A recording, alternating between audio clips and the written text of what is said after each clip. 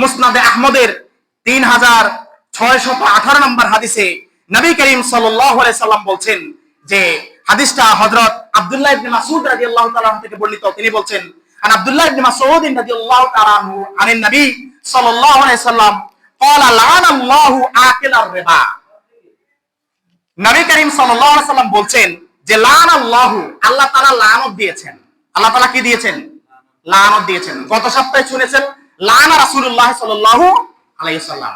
তাহলে গত সপ্তাহের খুতবায় গিয়েছিল যে নবী করিম সাল্লাল্লাহু আলাইহি সাল্লাম সুদ যে গ্রহণ করে, মানে সুদ যে দেয়, যে নেয়, যে সাক্ষী দেয়, যে লিখে, এই চারজনের জন্য অভিশাপ দিয়েছেন, লানত দিয়েছেন, গজব দিয়েছেন কে? নবী করিম সাল্লাল্লাহু আলাইহি সাল্লাম।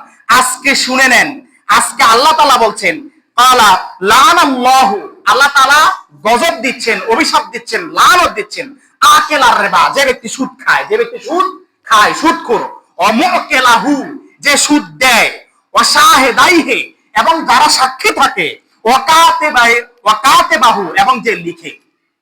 তাহলে কয়জন? এই চারজন। এই চারজনকে লানত দিয়েছেন কে? আল্লাহ এবং তার রাসূল।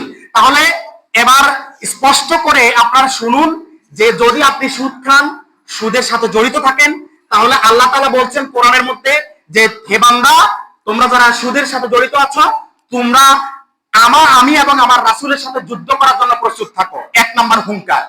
2 নম্বর হুঙ্কার হচ্ছে যে তোমরা যারা সুদী কারবারের সাথে জড়িত আছো, আমি এবং আমার রাসূল উভয়ে, আমরা দুজনেই তোমাদের উপর লানত দিচ্ছি না।